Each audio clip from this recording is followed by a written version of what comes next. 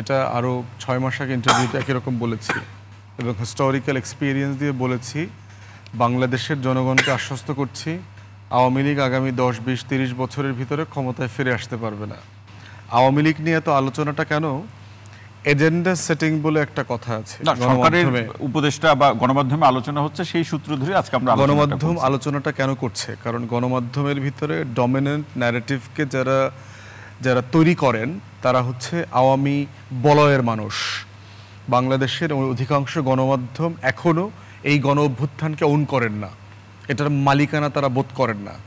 সেজন্য হচ্ছে যে প্রতিদিন আওয়ামী লীগকে নিয়ে যে পরিমাণ মায়াকান্না দেখছি, আওয়ামী লীগের হাতে গুম খুন হওয়া পরিবারদের জন্য ততটুকু মায়াকান্না দেখছি না গণমাধ্যমে। তো সেই এজেন্ডা সেটিংয়ের জায়গায় আমাদেরকে দেখতে হবে যে আওয়ামী লীগকে নিয়ে ভবিষ্যতের আলোচনাটা বেশি করার জরুরি না। Awami League historically is a political dinosaur now. তার কঙ্কাল আপনার যেভাবে জোড়াতালি দিয়ে দিয়ে ডাইনোসর বানায় মিউজিয়ামে, আওয়ামী লীগকে জাতীয় জাদুঘরে গণভবনে ইতিহাসে জোড়াতালি দিয়ে ছাত্রদের জন্য সেভ করা হবে, প্রিজার্ভ করা, মমি করা হবে। অতএব পুরো নেশনের জন্য আমরা কনফিডেন্টলি বলছি যে Awami League is a gone case. প্রশ্ন হচ্ছে জনগণ, আওয়ামী সংশ্লিষ্ট যে 20% জনগণ আছে, এরাই সমাজে থাকে, এরা দেশ ছেড়ে পালায় নেই, পালাইতে পারবে না, কখনো সম্ভব না, প্র্যাকটিক্যাল না।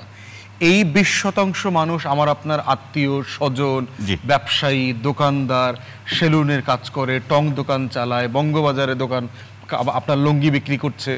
সেই মানুষটাকে নিয়ে আমরা কি করব? এইটা হচ্ছে আলোচনা, কি করা উচিত। এটাই হচ্ছে ওই যে গণশুনানির কথা বললাম, এই তর্কটা এখানে আসা দরকার যে আমরা কি করব।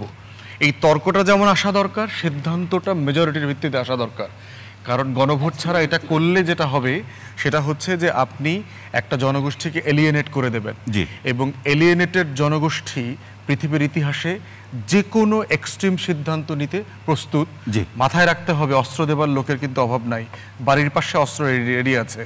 আমরা অস্ত্র দেবার, জঙ্গি বানানো, জঙ্গিদের ট্রেনিং দেওয়া, কাদের সিদ্দিকী থেকে শুরু করে হুজি বানানো, এই সব কিছুর ইতিহাস কিন্তু আমাদের সামনে রাখতে হবে।